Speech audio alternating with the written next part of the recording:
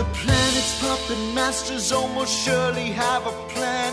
There's clearly maybe something there beyond the realm of man. And until you've thoroughly tested every last close-justed view, I find the more you think you know, the less you really do. That's true, Dr. Zayas. Very well. Where would we be without THC? 'Cause we know they're lying to us, just don't know to what degree.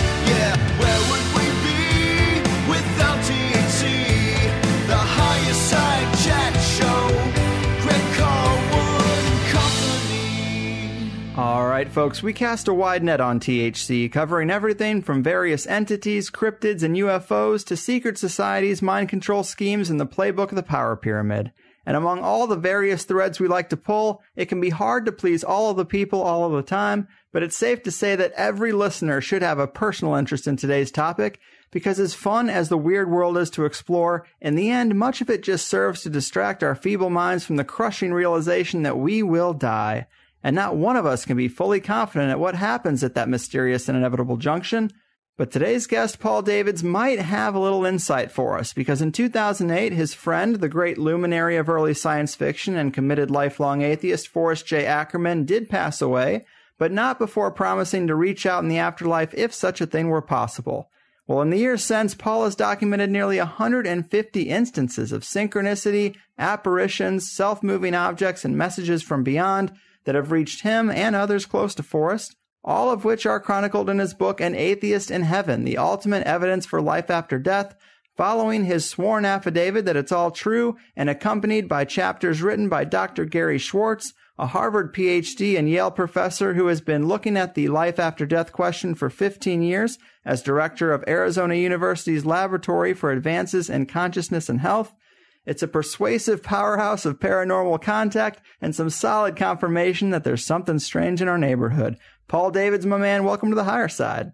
Thank you, Greg. Of course, man. Thanks for being here. I was looking at your logo here on the screen where it says smoke a little smoke and it says THC. I don't know if you know that the movie Timothy Leary's Dead is among the films that I've made. Wow. No, man, I didn't know that. But I did plan to start this off by asking you about your work, because both you and Forrest J. Ackerman have been involved in some great work that I'm sure people would know. But tell us a little bit about your career and maybe about your friendship with Forry as well. Well, it's two different questions, my career and then the friendship with Forry. I'll say a little bit about my career. I did start my interest in filmmaking really young. You know, I'm a baby boomer. I'm in my 60s now. Mm-hmm. So when I was around 13 or so, Famous Monsters of Filmland magazine had been out for a short period of time, maybe 25 issues.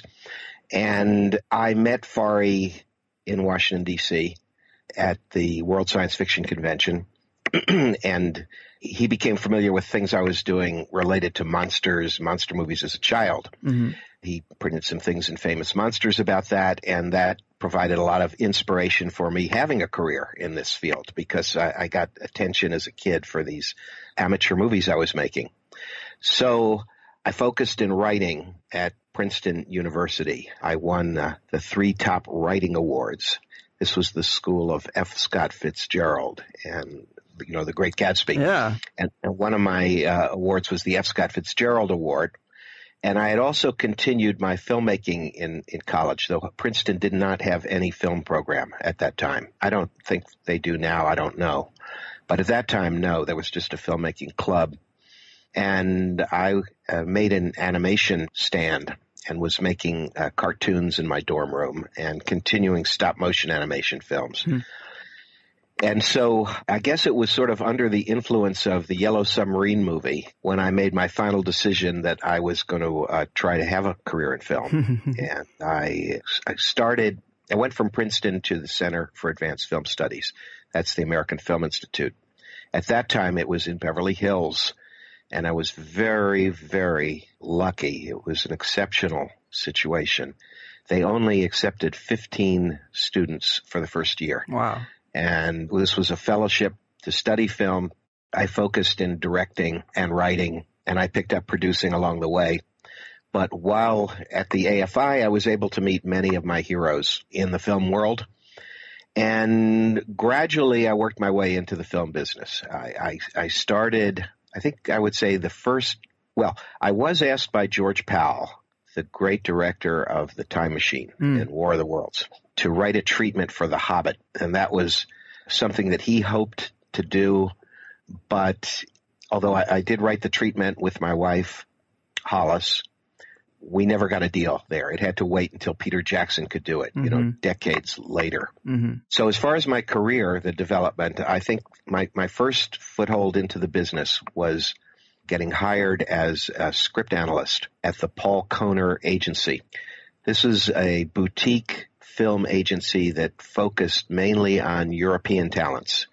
And Paul Kohner represented the greatest of all the European talents, whether composers, actors, singers, many directors, people like Ingmar Bergman and John Huston and William Wyler, and actors like Charles Bronson.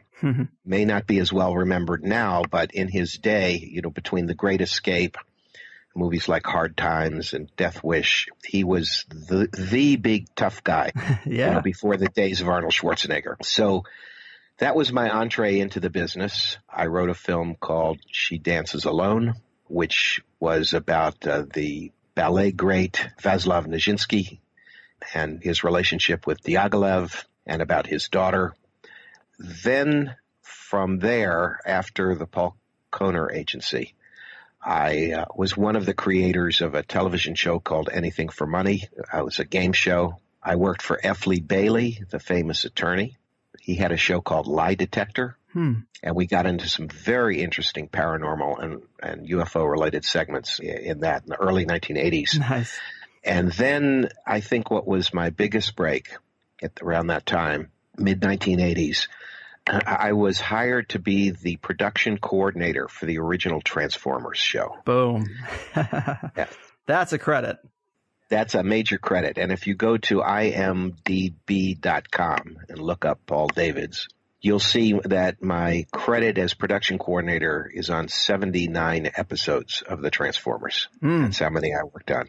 And I worked with the voice actors, the script writers. I wrote some of the scripts, the storyboard artists, every phase of the production. And it was really exciting. Stan Lee was there at Marvel then, and Nelson Shin, the executive producer of the show, he had created the original lightsabers for the first Star Wars. Wow.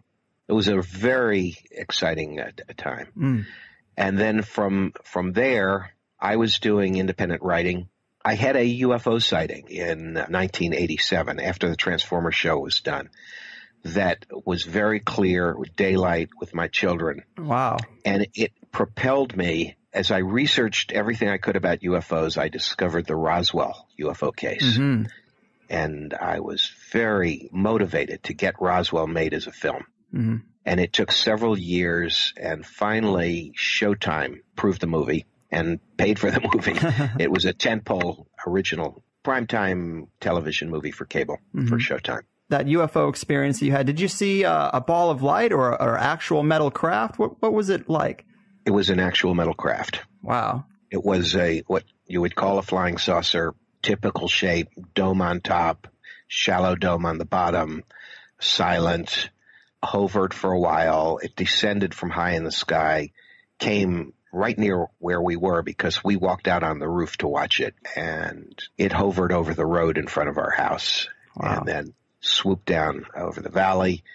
It was a pivotal moment in my life because after that, all the research I did on UFOs, discovering the Roswell case, the motivation to get that movie made, fighting for 4 years to get a yes, and then succeeding, that was a huge breakthrough. It became a $6 million television film, and I was executive producer and co-writer.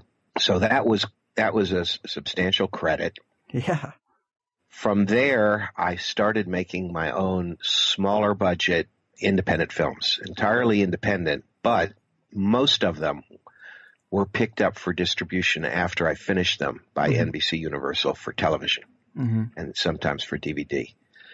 So I'll tell you about the names, what they were, a few of them. I did a film called Starry Night. Was about it was a fantasy about the artist Vincent van Gogh. Mm-hmm. If he could come back today and discover that he was a success after all, because he was a failure in his day as far as he sold one painting, and his paintings today are worth billions. Right. So I created a fantasy about that, and I used Don McLean's famous song called Vincent, and Universal released it. I was on television many times, and the DVD is still available, Starry Night. I did The Artist and the Shaman about Sedona, Arizona, a shaman, a Native American shaman I met and worked with there, and I was the artist. I'm a painter. Mm-hmm. By the way, pauldavids-artist.com is the main website, and my paintings are there. I've done hundreds of them now, and they're in galleries, and I've had exhibits. So The Artist and the Shaman, the focus was on art, like it was on with Vincent van Gogh. Mm-hmm. And then came a pivotal movie called The Sci-Fi Boys. Now, this one got into Forrest J. Ackerman and his tremendous influence in the world of science fiction, and how all of the major players who became big directors in science fiction movies later on started under the influence of Forrest Ackerman and his famous Monsters of Filmland magazine. Right. Yeah. So many names there. The magazine started an incredible trend, and some of the names, who were influenced by him, you have to include Lucas and Spielberg, and writer Stephen King, and director Joe Dante, John Landis, Dennis Murin, who has 10 Academy Awards. He was top guy in effects at Industrial Light and Magic. Rick Baker, who has about 10 Academy Awards for special makeup effects. Forrest Ackerman, when Rick was a kid, Forrest called him Rick Baker Monster Maker, and he had pages about Rick Baker in Famous Monsters magazine, as a teenager. So these are the kind of things that influenced, so many people. And then, of course, Peter Jackson. And Peter Jackson became the host of the Sci-Fi Boys as we dealt with the whole history of special effects in movies. Wow. So career-wise, there are a few more films after that. Jesus in India, a major documentary film, had a major release from NBC Universal on television, Sundance Channel. For several years, it was the main Christmas and Easter movie, and I filmed it mainly in India. But it dealt with the legend of the missing years of Christ, the 18 years not covered in the Bible from age 13 to 30. Mm-hmm. In India, they think he was in India, that he took the Silk Road and was among Hindus and Buddhists during those years, and then went back to Judea and began his ministry at age 30. Right. So I explored that whole theory. It's absolutely fascinating. So from there, I guess you'd call it a Latino film. It's about a Hispanic-American family. It's called Before We Say Goodbye, and it's based on a stage play. And it deals with the Catholic miracle of the Virgin of Guadalupe that is so important to Hispanic Americans. Right. So there was that one. And then there was the Life After Death Project, which we're going to be talking a lot about today. And this was what happened after Forrest passed away. Mm-hmm. I did a sequel of that too. The first one was on Sci-Fi. Life After Death Project. I think pretty much all my movies are out there available, either on DVD, where they have bonus features and all that, or streaming. Please don't go to the pirated sites. They really abuse us, independent filmmakers. They take advantage of us and causing a big dent in our profession. But before we say goodbye and the Life After Death Project, this year completed a film about Marilyn Monroe. It's called Marilyn Monroe Declassified, and it's a documentary that will be out later this year. And then, of course, finished this year with Gary Schwartz, the book, An Atheist in Heaven, which we'll talk a lot about today. And An Atheist in Heaven came out in April. And that you can find at Amazon either as an ebook or as a hardback. So that's my career in movies and television. I've done some music as a character called Professor Hack Hard Drive. Professor Hack Hard Drive has a lot of music videos.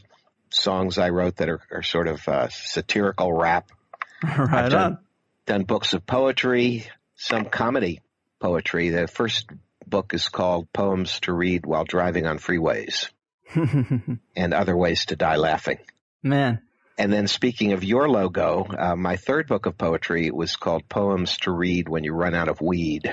Love it. Love it. You could find those all online. There was also right-brained poems for left-brained people. Interesting. And then I've done now 5 coffee table books that are at blurb.com of my art. All my art of many different places on this earth. It's all under the art of Paul Jeffrey Davids. You've got Paris and New York and Mexico and the California coast and on and on and on. Man. Yeah, you've had an interesting life, definitely. Worked on the Transformers cartoon, even written Star Wars books that have sold millions of copies. Oh, I left those out of how did I forget The Glove of Darth Vader and Prophets of the Dark Side? The Star Wars books happened right after Transformers. Yeah. I received a contract from Lucasfilm to write 6 books with my wife of continuing Star Wars adventures during a period of time that there hadn't been a new Star Wars film out for a long time. Mm-hmm. And they were working on what was then going to be the new one, the one that had Jar Jar Binks in it, that people weren't crazy about that movie. But at the time I wrote the books, people were waiting for the next Star Wars movie. Yeah. And so let me tell you the titles. There was The Glove of Darth Vader, Lost City of the Jedi, Zorba the Hutt's Revenge. We created Zorba the Hutt as the father of Jabba the Hutt. And then we had Mission from Mount Yoda, Queen of the Empire, and Prophets of the Dark Side. Wow. Man. So, Greg, you can see I rarely sleep. I never stop. I always find another project. Yeah, you've been busy for sure. Those are some impressive bullet points on the life resume. So where does 8 years of verifiable sustained contact with a deceased friend providing personal validation of the afterlife rank? Well, right now it's topic number 1 for me. Yeah, I would think so. It's the most important. And this is the only subject that I've done 3 projects on. The documentary films came first, and that was the Life After Death Project, and then the Life After Death Project 2, Personal Encounters. That was in 2013, and Sci-Fi showed the first one. Mm-hmm. And then 3 more years of writing, and along comes An Atheist in Heaven, which is what I hope everyone who hears this will be motivated to explore this. So we've made it available both as an ebook, pretty inexpensively, and then the hardback is beautiful with the dust jacket, and it's a big work. Don't be scared by the fact that it's 500 pages, those who are listening, because a lot of it is photos. I call them evidentiary photos because they relate to this complex story of why I'm so convinced that Fari is still here, though he died in 2008. Mm-hmm. He's still here. Now, I never, ever, Greg, would have said something like that when I was younger, in my 30s, 40s, skeptic, right. Not religious, my attitude would have been, who knows? How can we know about that? Why do people believe in some of these things so intensely? Heaven, who knows? If you want to take the Bible literally, then fine. That's your reality. But a lot of people don't, and they just don't know. Mm-hmm. Hell, very hard to believe in that divine creator would do something like that. So, no, that never meant anything to me. Mm-hmm. And you do think about these things more as you get older and, you lose your parents and you start losing friends and your generation starts thinning down. Of course. But the first time it became a topic of interest for me about, do we survive as a spirit after the body is gone? Can there be contact between the deceased and the living? That was the big question. And the first time it became a real question for me when I was working on Lie Detector as a segment coordinator for F. Lee Bailey, that TV show. We would choose all sorts of different cases. Great variety of cases. I mean, sometimes we deal with people who are claiming they didn't commit a crime. And sometimes the lie detector would say, you're right, you are innocent, you you shouldn't have been charged with that. And sometimes it would amplify guilt, and we would expose liars. So I heard about Dorothy Allison, a psychic detective who lived in New Jersey. She's deceased now. At that time, she was, that was around 1983, so I say maybe middle-aged. And she had one extraordinary case that I had read about. There was a very distraught father and mother whose teenage daughter had disappeared one day. And after a certain period of time, foul play was assumed. The police thought she was dead, but they had no clues, and the body hadn't been found. And so the parents, out of desperation, heard about Dorothy Allison, and they had her come over. And Dorothy Allison wanted to touch some articles of the daughter's clothing. And very, very quickly after she touched the clothing, she started spouting out a whole stream of clues. And they were really strange, but bizarre and interesting. She said she's seeing a place that had two church steeples, that you could see two church steeples from there. You could see two smokestacks. There were two bridges within range of there. One bridge that was only used for pedestrians walking. She said she smelled the smell of oil, and she saw the letters M-A-R, but she didn't know what they meant. She didn't know whether those were the initials of the murderer or what it was. Well, the parents, the father in particular, I think he spent more than a year going all around Long Island where they lived, looking for some place that might fit this description. And he finally found one that matched it in every respect. And even the letters M-A-R, it was large graffiti in red spray paint on a boulder or a rock. So here's Dorothy Allison. She's pulled all of these clues out of the atmosphere, let's say, after she's touched the victim's clothing. And they did find the girl's body there. Not at first. At first they were near it and they missed it. It was in an oil drum, down in a ravine with other oil drums. Damn. So it was even, I think, a year after he found the spot before the body was actually found, and it was all confirmed. But Dorothy had letters of commendation from many police departments. And so I had to say to myself, this has got to be real. I know the skeptics don't like it, and the scientists have a hard time believing it. But this is evidence when she wasn't involved in the crime herself. That was not a possibility. And she helped solve so many crimes according to these letters of commendation. So, yeah, that's very compelling for sure. So by my 1983, I'm saying it does appear that there is another realm, a spirit realm, let's call it, that can communicate and can bring information that can communicate with us. So that was 1983, but I didn't have a direct experience until so many years later. It was 2009. So that's 26 years later, a quarter of a century later, it starts happening for me and it becomes real because of Forrest J. Ackerman. Yeah, and this stuff is so fascinating.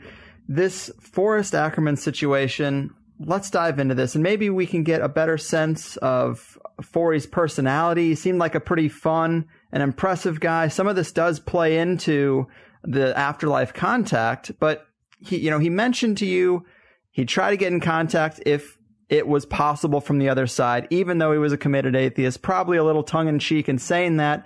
But tell us how this all started. Well, as you've pointed out, Forrest was an atheist, and he never prayed, didn't believe in God, didn't believe in the paranormal, didn't believe in ghosts or flying saucers. I mean, he wrote about ghosts and flying saucers and the undead and zombies, in Famous Monsters magazine, taking pictures from movies.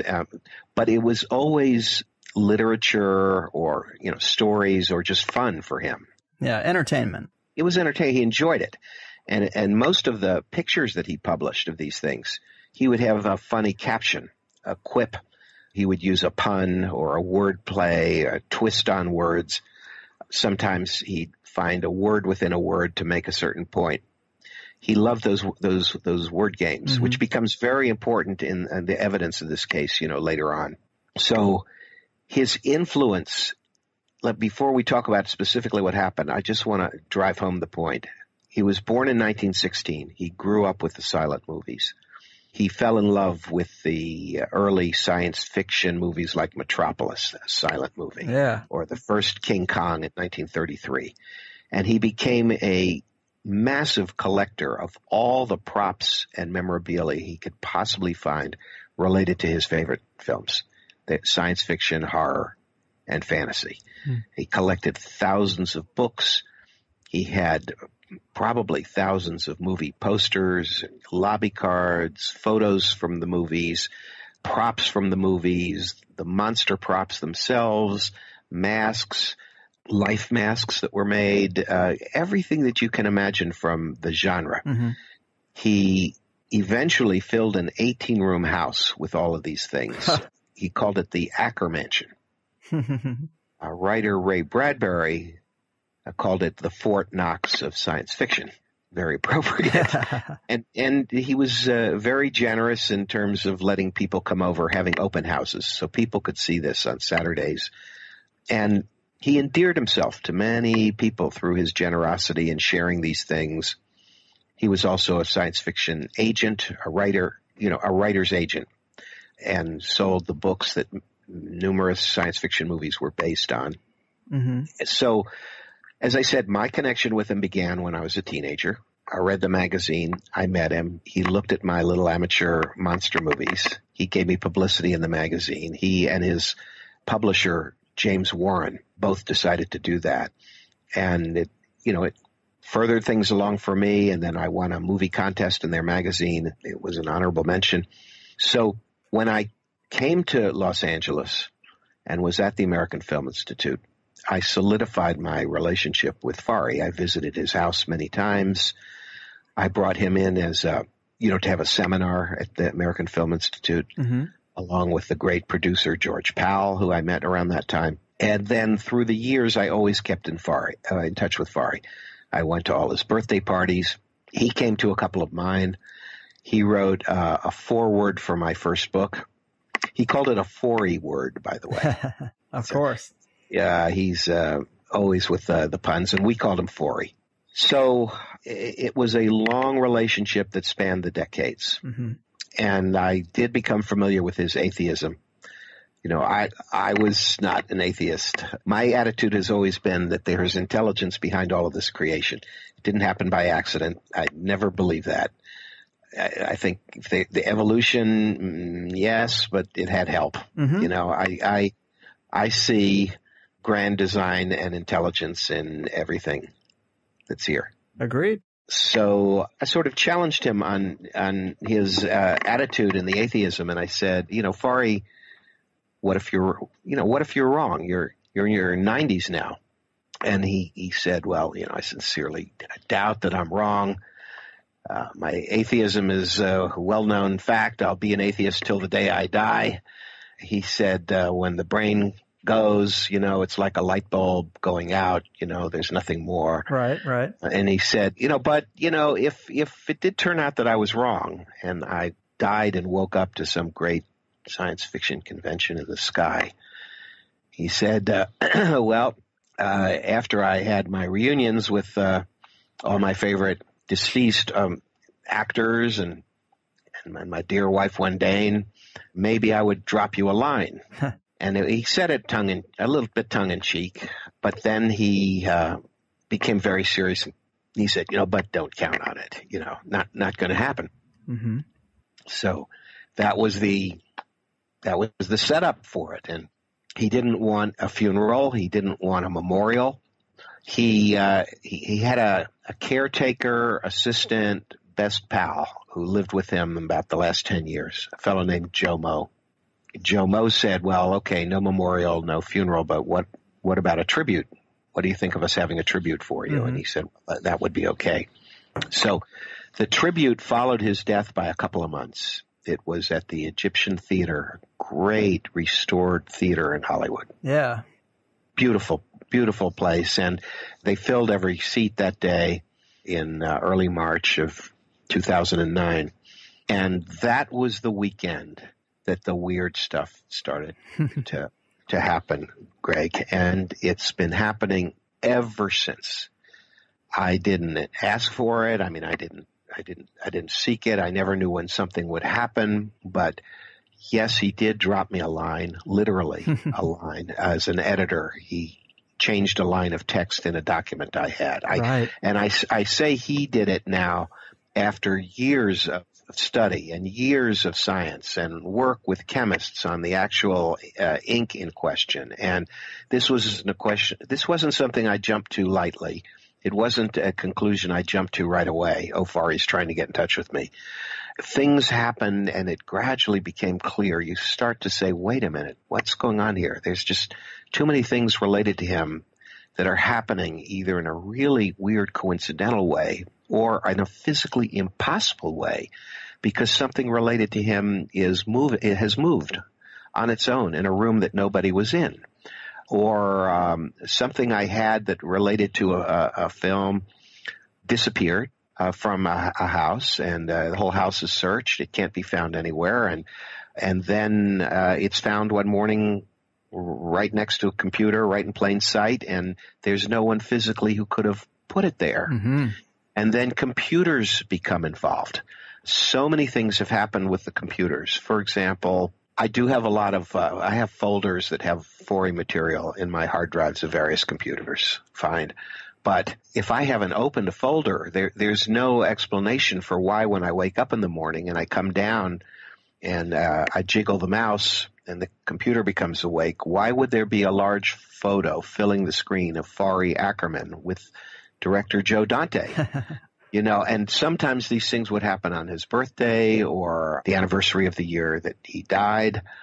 And other times they would happen in response to my having a particular focus on him for some reason. Mm-hmm. So the long and short of it is when these things started to happen, I took out the video camera. I began documenting everything that I could. Mm-hmm. And when I went to scientists to begin to study the evidence at various universities, I brought my camera to their labs, and as they showed confusion, as they showed they could not solve this easily, and eventually they couldn't solve it at all, and when ghostly things started happening to the very scientists who were researching this, that they found, disturbing and, defying the laws of physics, and it's happening to them. Mm-hmm.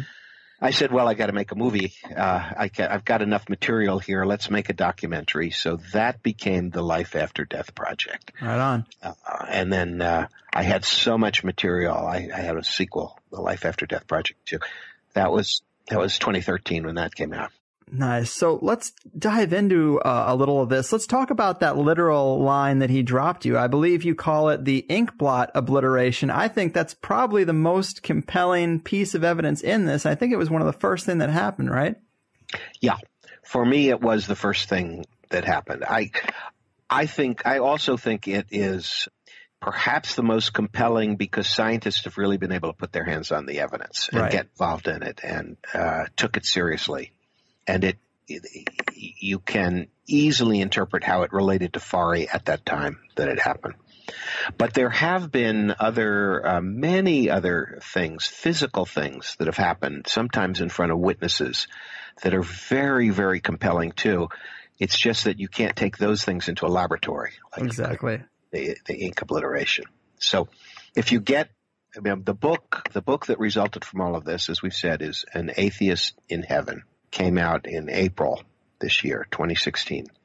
And if you get the book, you'll see all the pictures relating to not only this first incident we call the ink blot obliteration, but the laboratory work on it.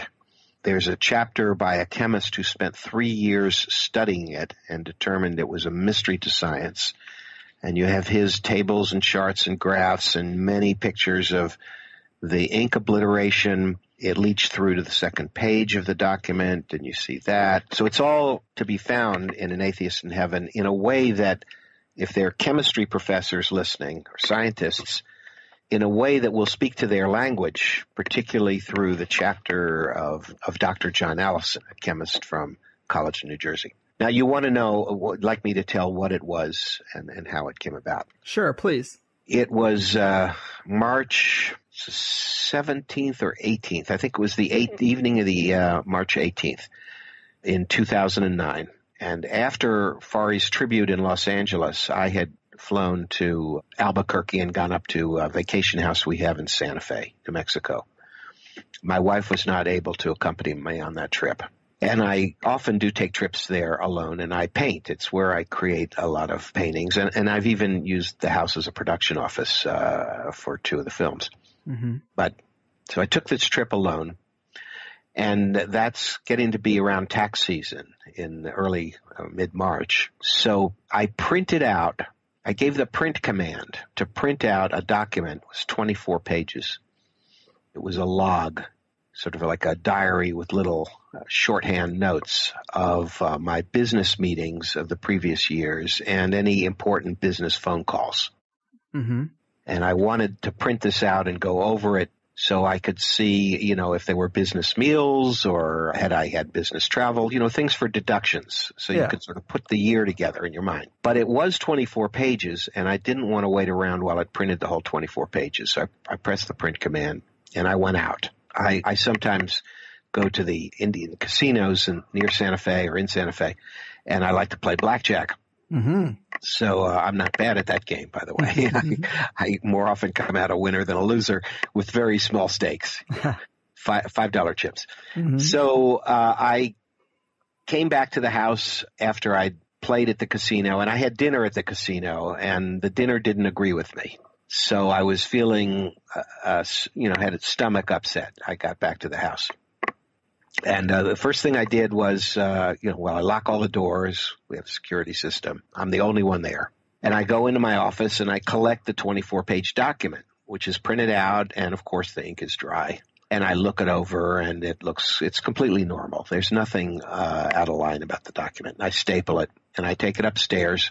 And I was really feeling nauseous. I put the document down on the bed, went into the bathroom, and was stomach sick. And then I came out about 5 minutes later.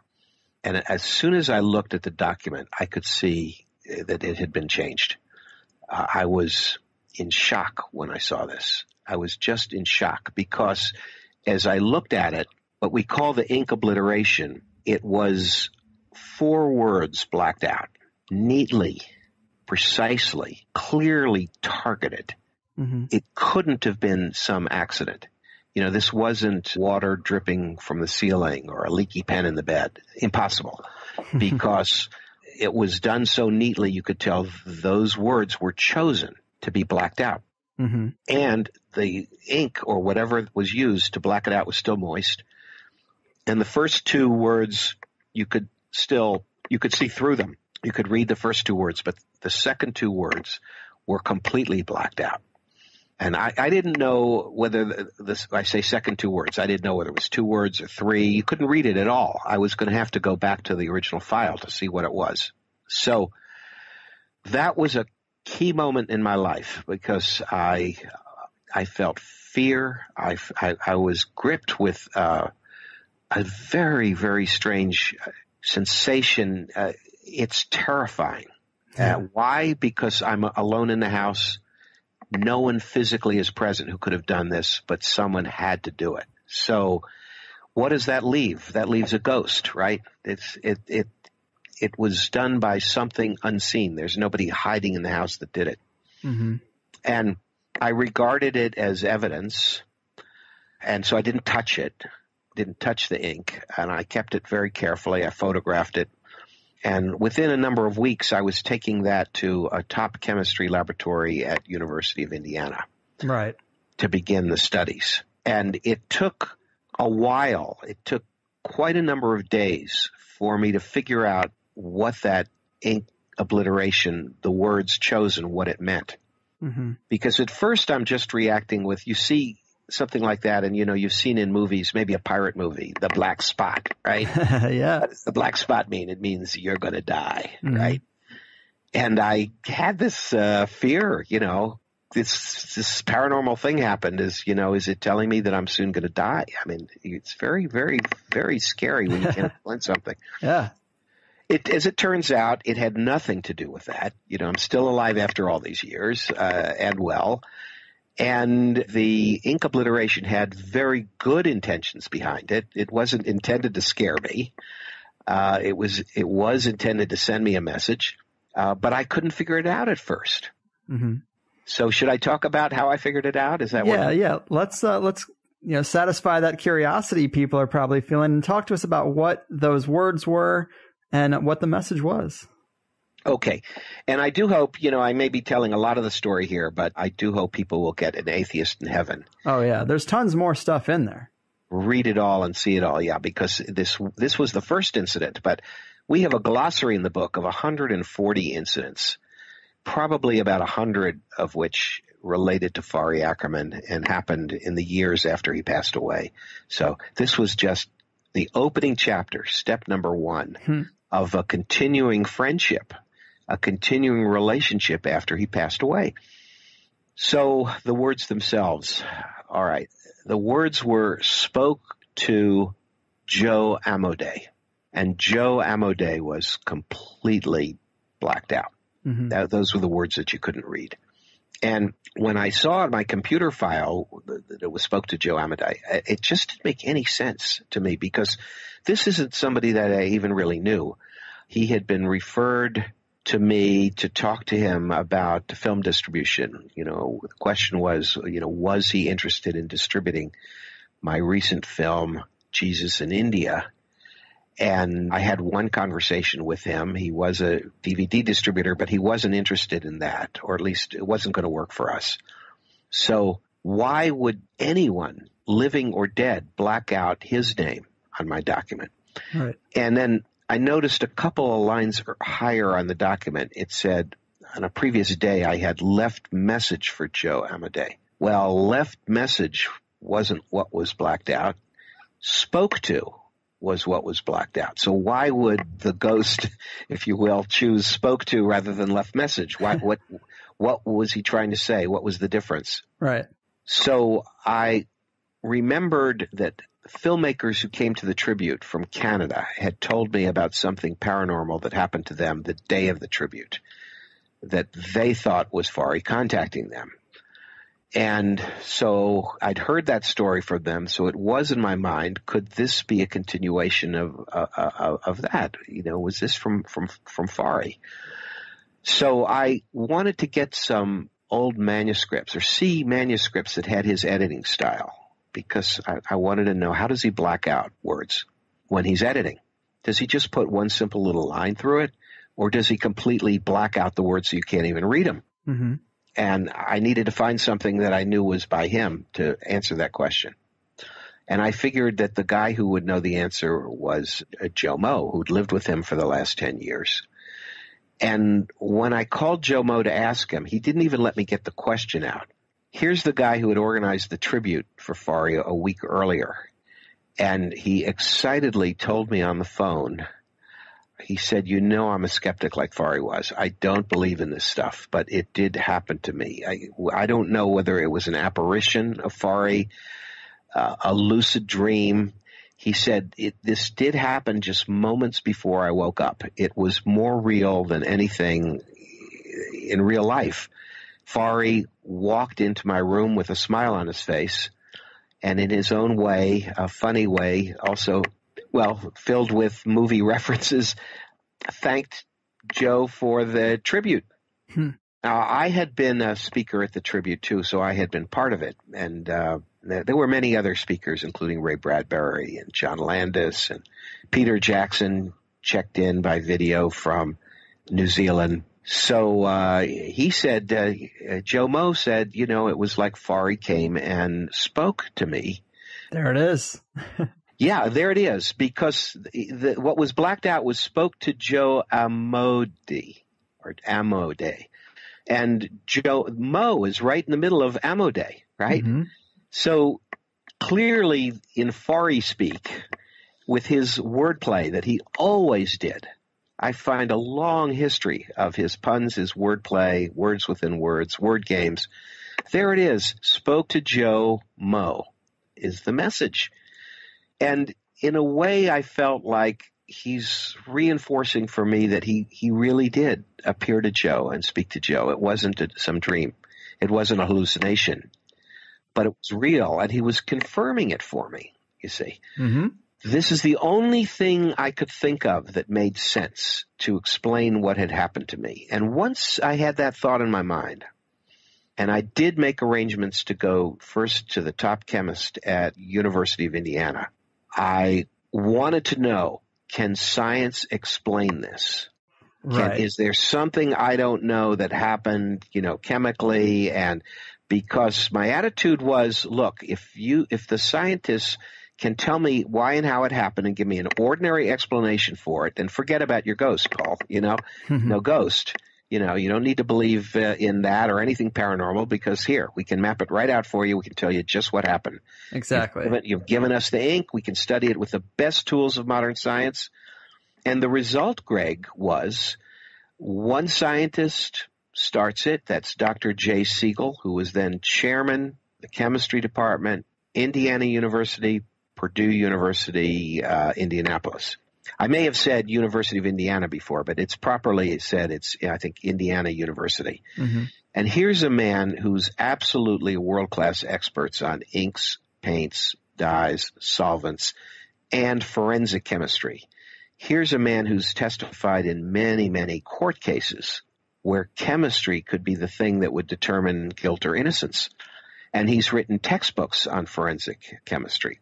So it's no exaggeration to say Dr. J. Siegel, one of the most important chemists in the United States. And he began the experimentation. He used like a pinhole prick thing to take little samples out of the ink. And the original analysis, I think, was spectrographic. And he was trying to see if he could identify, I think, a solvent. He had a long, long list of solvents and inks that he had studied, and he was trying to categorize it, and it wasn't matching up with anything he had. Well, there's a reason it wasn't matching up. Right. There were chemicals in the ink, that, as determined later by the scientist in New Jersey, that the chemicals of the original ink from the printer were there, but mixed in with other chemicals like silver and calcium chromate. So the spectrographic didn't give it a perfect match to anything. And those were things that were used in inks like hundreds of years ago, right? Yes. That's right. Particularly the calcium chromate was related to yellow and in paints. In paints, I think it was. And silver showed up in the ferrule of early paintbrushes. Yeah, so I really love that chemical analysis. I mean, that just kind of sends a chill down your spine when you find out about that odd composition. But, now that you've had 8 years worth of paranormal events following this game of interdimensional tag you've been playing with Forrest, how has this shaped your views on the afterlife and what it might be like? What have you learned about the rules of engagement or the limitations of it? It's a really tough question and a good one. I think the first thing would be to say the basics. The basics of it is that there's evidence of the survival of Fari's intelligence and his personality and his sense of humor. Mm-hmm. So why personality? Well, he was an editor. He word games, and that was the way he first communicated with me. And many of the contacts that followed had reflected the humor that was natural to his personality. So it's a way of his saying, I'm still here, of letting me know that he was wrong, mm-hmm.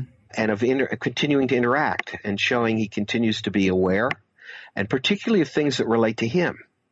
Now, the rules of engagement, that's a tough question, because most of the things that have happened when I didn't expect them at all. It took me completely by surprise. Mm-hmm. And sometimes they were things that almost seemed like jokes or pranks. You'd think, what's the meaning behind that? He's just trying to give me a little nudge on the shoulder and tell me he's still here. Mm-hmm. But a lot of them were things that related directly to him. Like when a mask of his face moves by itself across the room, 10 feet. with no explanation for how it has moved. Or when, this was a good one, and the fact that he makes a silence gesture that we use on the cover. So silence, the silence of the night, this is one of the things of his sort of his zombie horror culture, right? Yeah, of course. His love of Bela Lugosi and Dracula. And the fact that when I tried to do the final output of the film that was going to go to broadcast for the Sci-Fi Channel, the sound completely cut out of the movie exactly when a friend of Fari's who was present when Fari died was talking about Fari's silence gesture. So he's talking about the silence gesture that indicates the silence of death. And at that moment, there's no more soundtrack in the movie until the very end of the movie. It makes no sense unless it's intentional. Mm-hmm. The odds of it happening are absolutely minuscule, and there was nothing wrong with the hard drives or the data that went into creating this. Right. So when the listeners read An Atheist in Heaven, you'll see the vast array of things that happen, and then the things that happen to the scientists. For example, I talked about Jay Siegel. I didn't talk about Dr. John Allison, who's contributed 2 chapters to An Atheist in Heaven. When he began to study this at Jay Siegel's request, using laser desorption to dissect the chemistry, from the very first day of the studies, when I brought the document to him, unexplained phenomena began to happen to him, and some of it was caught on film. I say film, I mean videotape, on camera. Mm-hmm. A number of these things that have happened through the years have been caught on camera while the camera was rolling, which I think it's wonderful we got that kind of evidence. So the rules of the engagement seem to include allowing us here in corporeal form on the earth to have tangible evidence, to know that we're interacting with intelligence from another realm that we can't see. Mm-hmm. And a lot of it does seem subtle. I mean, not only in this case, but other cases, or it seems maybe personal, these little brief slivers of strangeness. But I do love synchronicities. And one thing that I've learned about synchronicity is that it usually works in these weird groupings of connections where oftentimes you can close a loop around 3 or 4 different points of coincidence. And you mentioned the blue Forey painting, or the gesture, the hush gesture. Mm-hmm. And that touches on another thing that's really compelling, and it has to do with that blue Forey painting. It's another great example of one of these loops. Can you tell us a little bit about that? Yes. Well, the original painting by L.J. Dopp, which became the cover of the Life After Death project. It has a clock in the background with the hands of the clock at 2 minutes to midnight. And it was painted 4 years before Fari passed away. Well, Earl Roselle, who was present when Fari died, reports that Fari died at 2 minutes to midnight. And that's exactly what the hands of the clock showed in the painting that was made 4 years before he died. So that's a really inexplicable. Okay, so as a major skeptic would say, well, coincidence. How are you going to explain it? Time travel, that a Fari spirit from the future goes back in time and influences the artist and knows when he's going to, you can't explain it in logical terms at all. But the mystery was compounded, the mystery of the painting, when I was asked to write an article about this for Fate magazine. Yes. It was called The Strange Case of Forrest J. Ackerman. And while I was writing a paragraph I wrote on the first page of the article about L.J. Dopp's painting, right in the middle of L.J. Dopp's name, I think it was after the L.J., there's a huge misprint in the article that suddenly says the blackout in 2 levels of opacity of 4 words in my document, or in the document. I don't know the words exactly, but it said, and then it said, spoke to Joe Amadei. Yeah. And it repeated itself, the blackout, 2 levels of opacity, spoke to Joe Amadei. And then it went on with what I had written for the magazine. Yeah, weird. Mid-sentence, right? While talking about the artist who painted the painting that related to his death. And the article had been proofread by 4 people, including the publisher and managing editor, before it went to press. And they said it had no problems with it. So it's like, again, the logical mind can't explain it. Mm-hmm. And these things reference each other. Yeah, self-referential. And sometimes these things have happened either while I've been on, doing a radio or a podcast. Things have happened very definitely. Like just the other day, I was doing an interview, and they had a break for a commercial after 20 minutes. That's a misplay. Now, they hadn't purposely selected commercials. As a matter of fact, the producer told me afterwards, he said, no, I had no idea what commercial was going to come up. He said, I looked and saw the first one was supposed to come up, and I knew it was one we all found obnoxious, we didn't like. And so I killed it from the list, and so it just went to the next one.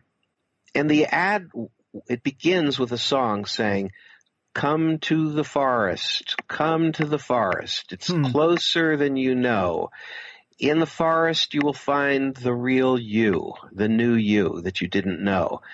Brought to you by the National Forest Service. And Forry is short for Forrest. Right. He's Forrest J. Ackerman. So that's quite a synchronicity for you when no one intended it.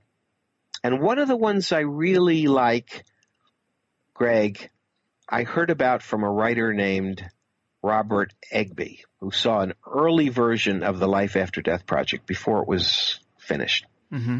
And then he saw the final one with his girlfriend. They both watched it together and fascinated. And when it's done, she takes out her cell phone and intends to check her emails, but accidentally presses the navigation instead of email. And what comes up is a map, not of where they are then, but of a location 10 miles away with Ackerman Road filling the screen in the middle. His name again. Jeez. It keeps happening. Mm-hmm. So when you say rules of engagement, maybe there are no rules of engagement, or it's mainly initiated from his side. Right. He keeps poking at us to sort of wake us up at moments that we maybe least expect it.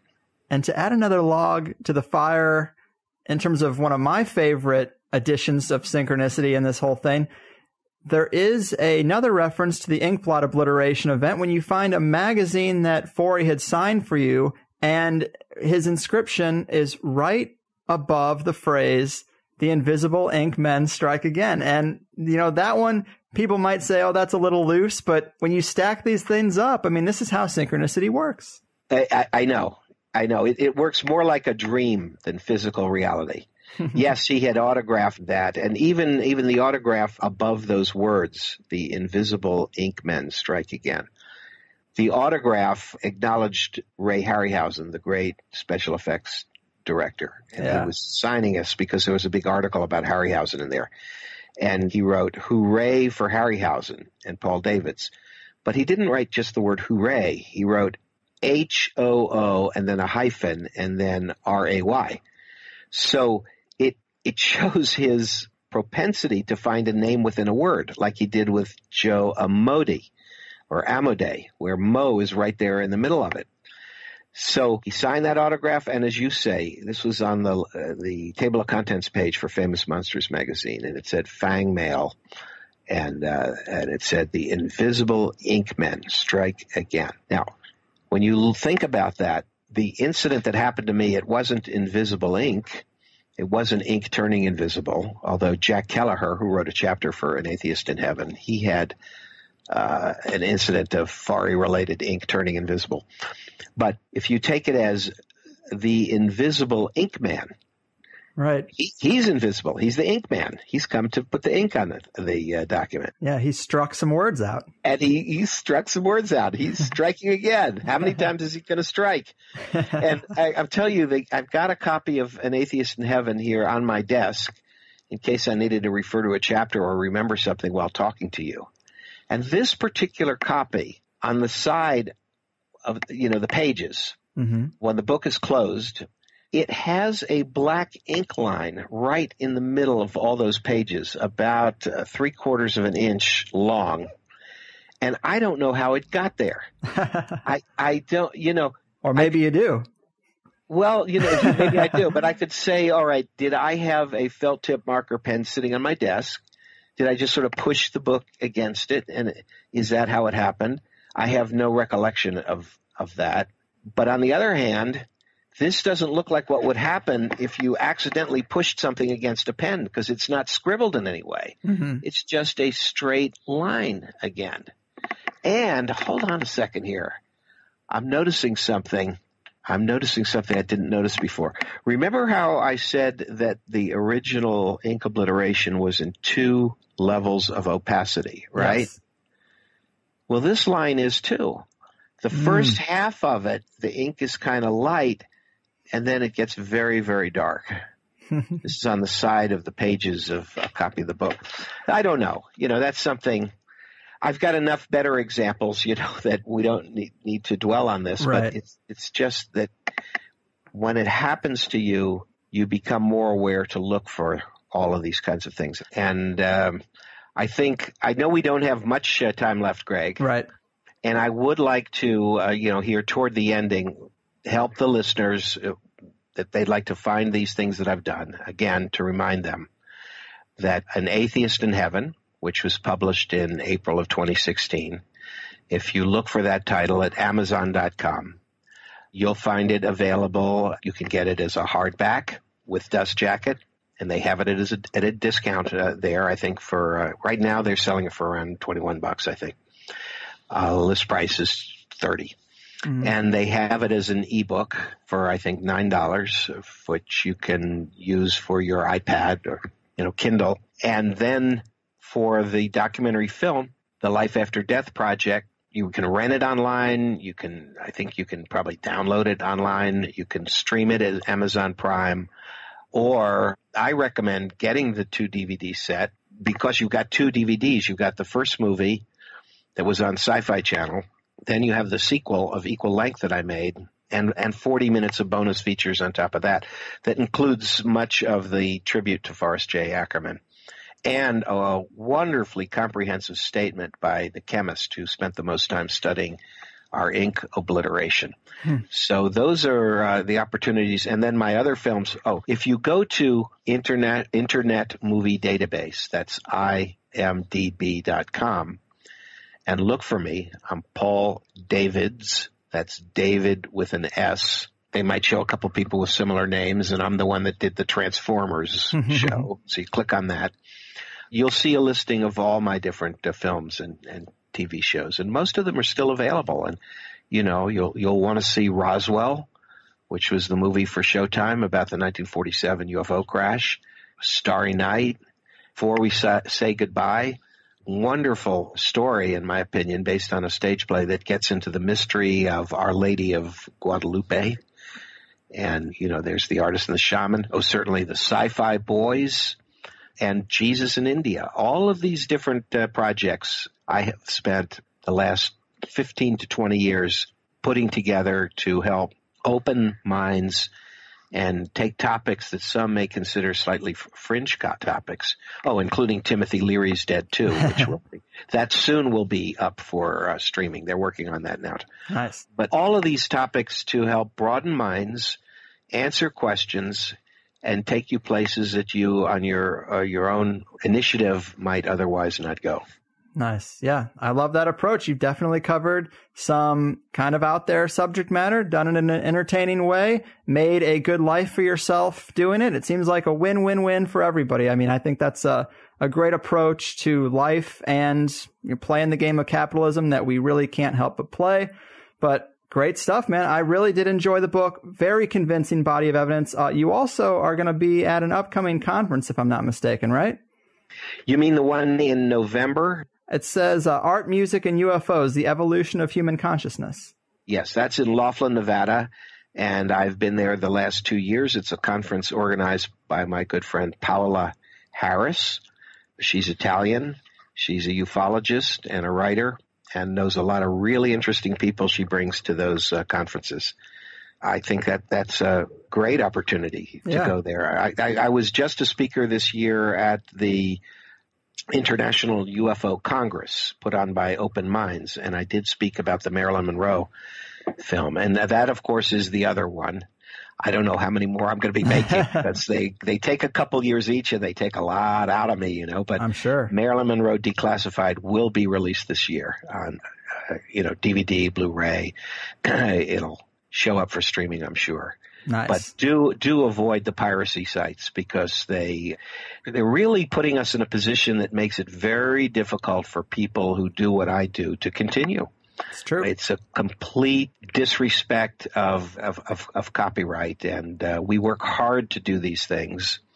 So we appreciate it when you access them through the proper channels. Right. You really have to support the artists that you want to be able to continue to make work. Otherwise, they can't do it. Same thing we face here. But it is a weird world, no doubt. I really enjoyed talking to you. Thanks so much for being here. Take care of yourself out there and tell Forry we said what's up. Thank you. There we go, people. Paul Davids closing out the month of May for THC, and this isn't typically the type of show I like to do, but I did think it was a good case study of life after death contact. It's a weird thing. It always seems to be so indirect and subtle, or maybe subtle isn't the best word for it, when masks are flying off your walls, but instead of crossing out a couple lines of paper, why not say, hey, what do you know? There is an afterlife, and it ain't so bad. But it is still pretty wild.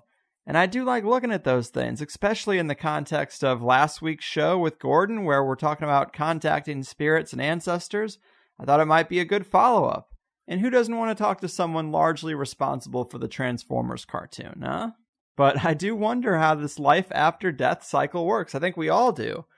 And when you have a breakthrough experience where you realize there is another plane of existence, that's great to have, but it's kind of like the ending of Lost. Way more questions come up than answers. What is it like to just be a spirit existing in a dimension of timelessness devoid of matter? How long do you stay there before getting another body? Do you have to get another body? Does everyone get another body? I mean, kids come through with verifiable evidence and memories of their past lives, so something is up there. Why don't more dead relatives make contact? Do they just stand around and wait to greet us on the other side? What do they do with their time? Just watch and wait? I don't know. It's an odd situation, this life and death thing we do. I wish we could get more definitive answers, but for now, I guess all we got are these little slivers of clues. The synchronicities in stories like these are always a bit interesting to me. So, big thanks again to him and all the great guests this month. I really enjoyed the Agenda 31 show with Corey and Todd and Success Magic with Gordon. Those were my other personal favorites. I thought those shows had the most useful info. And I